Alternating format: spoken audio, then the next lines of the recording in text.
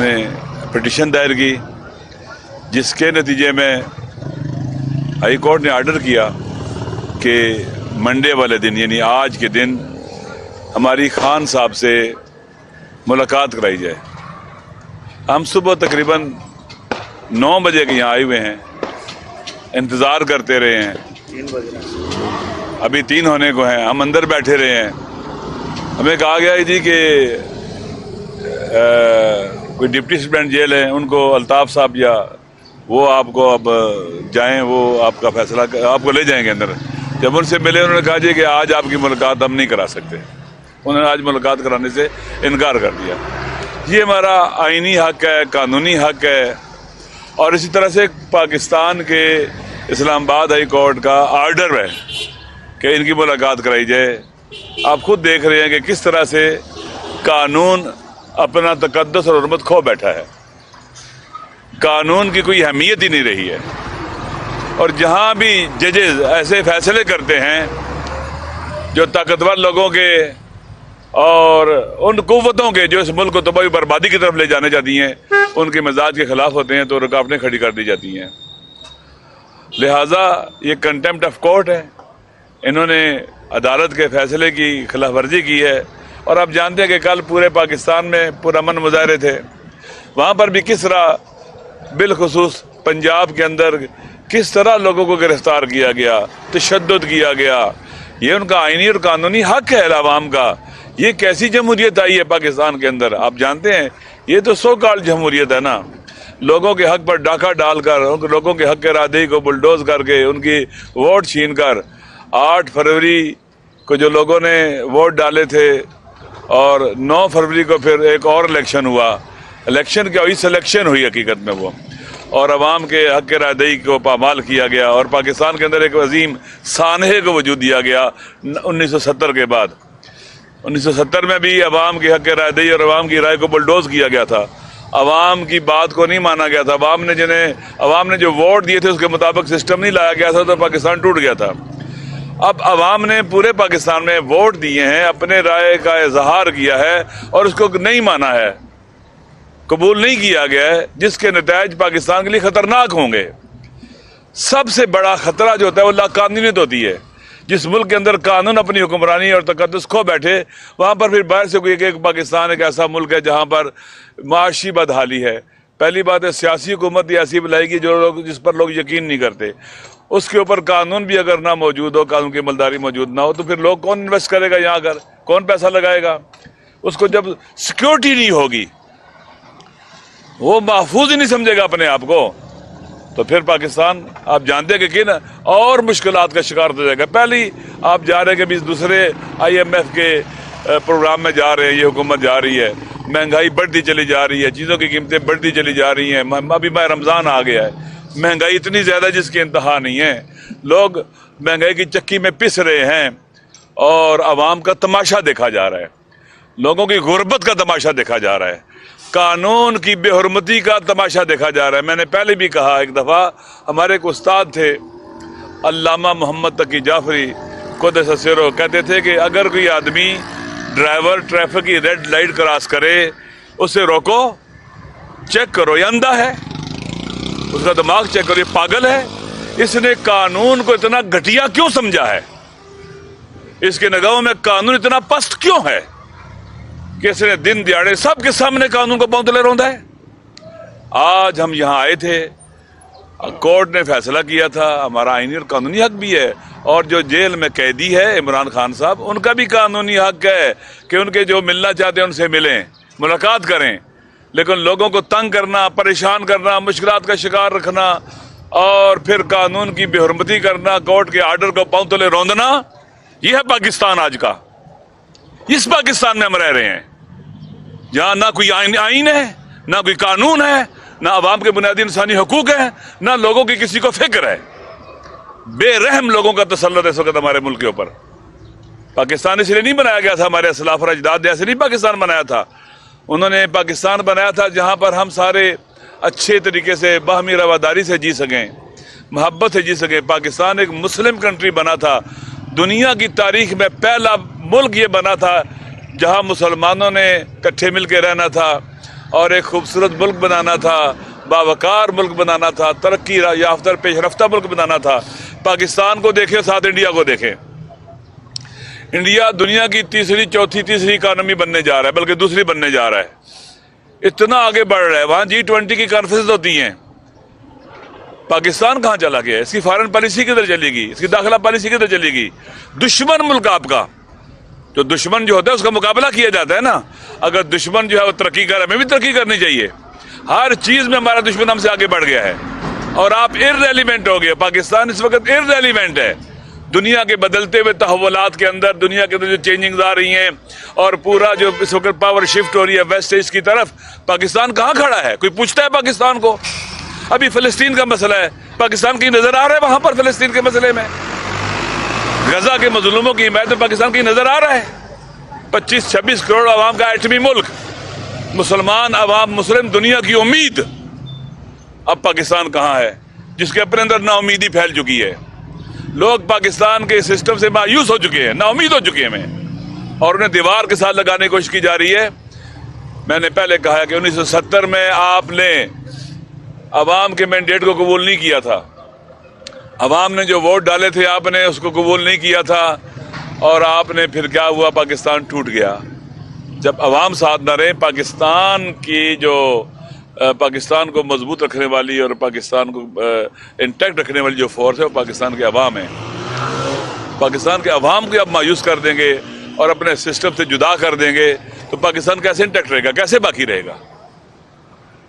دیکھیں، جب عوام کسی سسٹم سے جدا ہو جائے نا تو باقی نہیں رہ سکتا۔ پاکستان کے عوام بہت صابر عوام ہیں، پاکستان سے محبت کرنے والے ہیں۔ دنیا کے کسی اور ملک میں ایسے ہوتا تو پتہ نہیں کیا ہو چکا ہوتا۔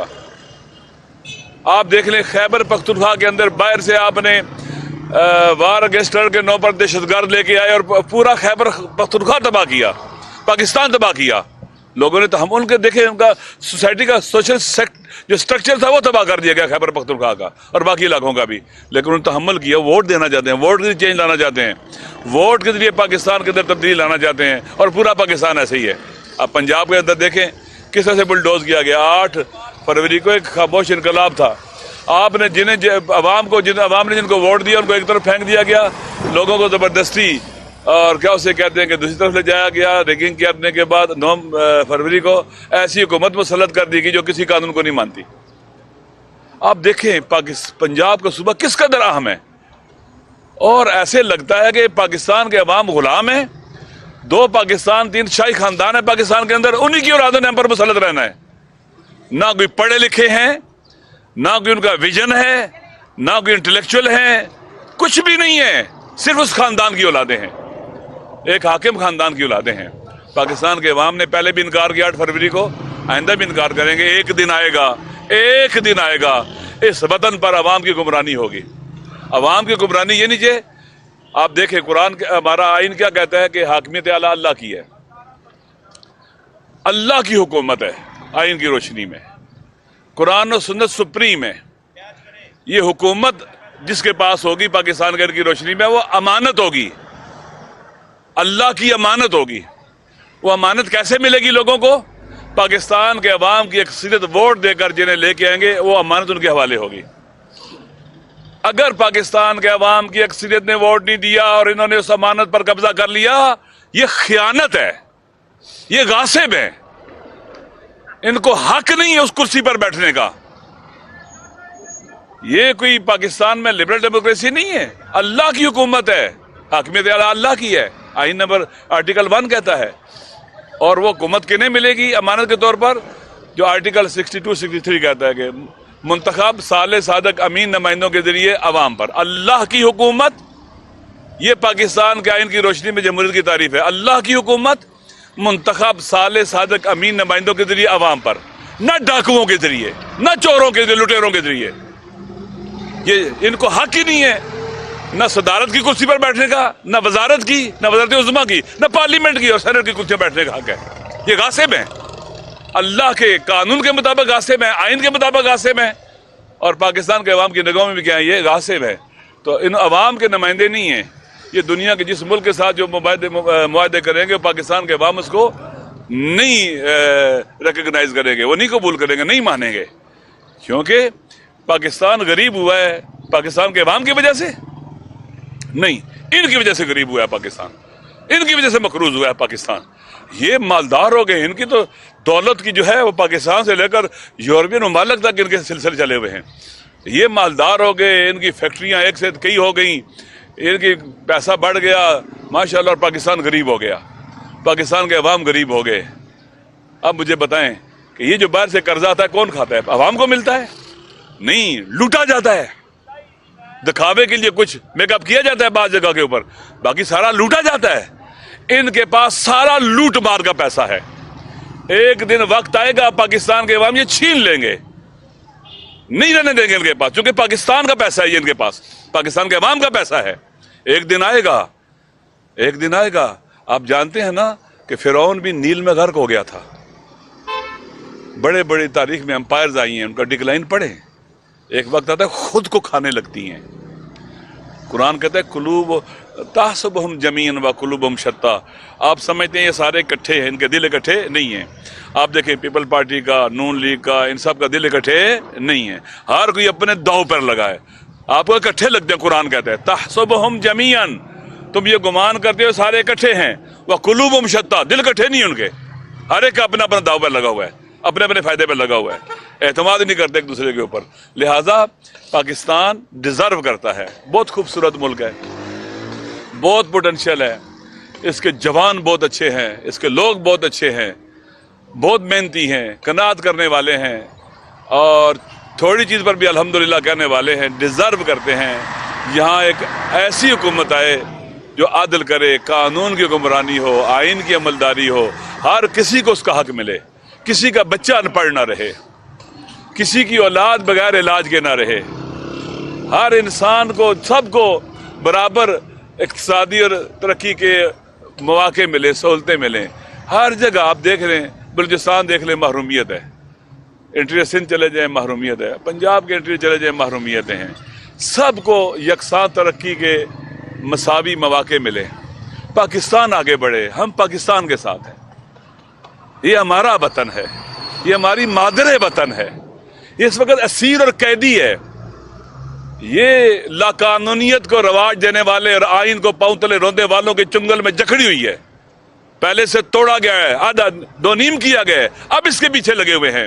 ہم سب کی ذمہ داری ہے وطن کی خاطر, پاکستان کی خاطر, مادر وطن کی خاطر, پاکستان کے عوام کی خاطر ہم سارے اکٹھے ہوں اور یہاں پر قانون کی حکمرانی کو لے کے آئیں, آئین کی سر بلندی کو لے کے آئیں, تاکہ ہمارا ملک ترقی کرے, کوئی کسی کو تھپڑ نہ مارے. جب کوئی پولیس والا یا کوئی بھی آدمی ایک آدمی کو, مجرم کو گرفتار کرتا ہے یا ملزم کو, حق ہے جب تھپڑ مارتا ہے نا اس کے منہ پر یا اس کو لات مارتا ہے, تو وہ آئین کے منہ پر, قانون کے منہ پر تھپڑ مارتا ہے, وہ قانون کو لات مارتا ہے. نہ قرآن, نہ اسلام, نہ دین, نہ قانون, کوئی اجازت نہیں دیتا اس کی. اور آپ دیکھیں کیا ہو رہا ہے, یہ ڈنڈے مار رہے ہیں روز. کیا مظاہرہ کرنا حق نہیں ہے؟ احتجاج کرنا حق نہیں ہے؟ مسالمت امیز آگ نہیں لگانی, کسی کو توڑ پھوڑ نہیں کرنی, حق نہیں ہے؟ اپنا حق جو پریکٹس کر رہا ہو اس کو آپ ڈنڈے ماریں. میں نے تو سنا کچھ لوگ شاید جان کی بازی ہار گئے اس مسئلے میں. خبریں میں نے سنی ہیں, پتہ نہیں صحیح ہیں غلط ہیں, لیکن پیٹا گیا. کل کتنے لوگوں کو گرفتار کیا گیا ہے, جیلوں میں ڈالا گیا ہے, 3 MP کے تحت بند کیا گیا ہے. ماشاءاللہ یہ جو پنجاب کی نئی حکومت ہے یہ تحفے دے رہی ہے. اسلام آباد ہائی کورٹ کے محترم جج نے 3 MP لگانے والے یا پتہ نہیں کون سا MP لگانے والے کو کس حد تک ان کو جیلوں میں ڈالا ہے. اور اب دوبارہ سے کیا ہوا ہے پنجاب میں, وہ لوگ جو انتہائی کیا اسے کہتے ہیں کہ قانون پر عمل کرنے والے, کیا کہتے ہیں کہ باوقار شہری ہیں, انہیں جیلوں میں ڈال رہے ہیں, بند کر رہے ہیں. عوام کی آواز بلند نہ ہو, ان کا گلا گھونٹنا چاہتے ہیں آواز کا. نہیں گھونٹ سکو گے گلا, تم ہار جاؤ گے عوام سے, کبھی نہیں جیت سکو گے عوام سے. دنیا میں جو بھی عوام سے لڑا ہے وہ ہارا ہے, جو طاقت بھی عوام سے لڑی ہے وہ ہاری ہے. ہار نوشتہ دیوار ہے ان کا, نہیں جیت سکتے, یہ نہیں جیت سکتے. 8 فروری کو تم ہارے تھے نا, اگلی ہار بھی تمہاری ہے. وہ ہار ایسی ہوگی جو تم تصور بھی نہیں کر سکتے. تمام غیر قانونی ہتھکنڈوں کے باوجود 8 فروری کو تم ہار گئے تھے, آئندہ پھر ہارو گے. اور وہ ہار ایسی ہوگی کہ تمہیں پھر 9 فروری نہیں ملے گا انشاءاللہ. شکریہ. علامہ صاحب یہ بتائیے گا، صوبائی حکومتیں بن گئی، وفاق میں حکومت بن گئی، صدر کا انتخاب ہو گیا، وزیر اعظم منتخب ہو گئے، اس کے بعد اب آپ کی ملاقات کتنی امپورٹنٹ ہے عمران خان سے؟ میری ملاقات بہت امپارٹنٹ ہے پاکستان کے حوالے سے، پاکستان میں جو فیوچر کے حوالے سے، یہ جو کچھ 9 فروری کو ہوا ہے پاکستان میں، اس حوالے سے بالآخر ہم نے پاکستان کو آگے لے کے بڑھنا ہے، ہم نے مل کے چلنا ہے. پاکستان کے اندر قانون کی عملداری لانی ہے، آئین کی حکمرانی لانی ہے. تو ہم مل کے پاکستان کے عوام نے اس کو ووٹ دیے ہیں، سب سے زیادہ ووٹ دیے ہیں، ایک خاموش انقلاب لے کے آئے ہیں، اس ووٹ کو بلڈوز کر دیا گیا ہے اور کیا اسے کہتے ہیں کہ ڈاکہ مار دیا گیا ہے. بالآخر ہم نے مل کے چلنا ہے، تو ہمیں ملنا ہوگا، بات چیت کرنی ہوگی تاکہ آئندہ کے حوالے سے آپس میں ہماری مانگی ہو. علامہ صاحب کوئی ایسا آپ کے پاس آپشن موجود ہے کہ بجائے احتجاج کے کو بیٹھ کے مقتدر حلقوں کے ساتھ بات کی جائے؟ آپ کا ماشاءاللہ اپنا بڑا اثر رسوخ ہے، تو کیوں نہیں آپ دیکھیں، میری بات سنیں، بات ہو سکتی ہے، جو آپ نے لوٹ لیا ہے مینڈیٹ واپس کر دو. آپ نے فارم 45 چھپا تو کیا ہوا؟ دیکھا آپ نے فارم 45 جو الیکشن کمیشن نے چھپایا، لوگوں نے دیکھ لیا، لوگوں نے ڈاؤن لوڈ بھی کر لیا ہوا ہے. کیا لگتا ہے کہ بہت ہی اناڑی تھے، کہتے ہیں نقل کے عقل بھی چاہیے ہوتی ہے. بہت ہی اناڑی اور نالائق لوگ تھے جو اس کو چینج کرتے رہے، اس میں تبدیل لے کے آتے رہے. دیکھیں بھئی، پاکستان کا آئین کس لیے، الیکشن کس لیے ہوتا ہے جناب؟ الیکشن کس لیے ہوتا ہے؟ کہ عوام اپنے حکمران منتخب کریں. تو کیا یہ جو آئین کو عوام نے منتخب کیا ہے؟ ہرگز. تو جہاں سے آپ پٹڑی سے اترے وہیں پر واپس آ جاؤ. آپ آج نہیں آئیں گے، کل آپ کو آنا پڑے گا، پرسوں آنا پڑے گا، بڑا نقصان کر کے آپ کو آنا پڑے گا، آنا پڑے گا.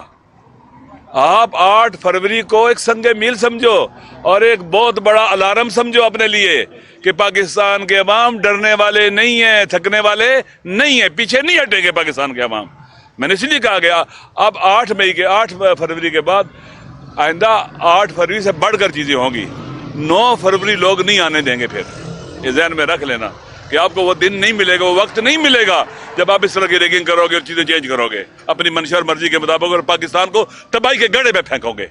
یہ کسی کو حق نہیں دیا ہے پاکستان کا آئین اور دستور، نہ پاکستان کے عوام نے. 4-5 لوگ مالک نہیں ہے پاکستان کے عوام کا پاکستان ہے. یہ اللہ کی امانت ہے ہمارے پاس، یہ سرزمین اللہ کی ہے.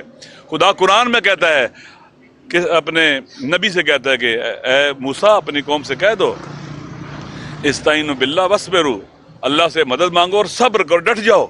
ان الارض للہ، یہ زمین اللہ کی ملکیت ہے. یارثھا من یشاء من عبادہ، اللہ کے بندے اس کے وارث ہوں گے جن کو اللہ چاہتا ہے. اللہ کنہیں چاہتا ہے؟ اللہ ان کو نہیں چاہتا جو عوام کے ووٹ کو ریگنگ کرتے ہیں، بلڈوز کرتے ہیں، ڈاکہ ڈالتے ہیں. اللہ ان کو نہیں یہ وارث بناتا اپنا زمین کا.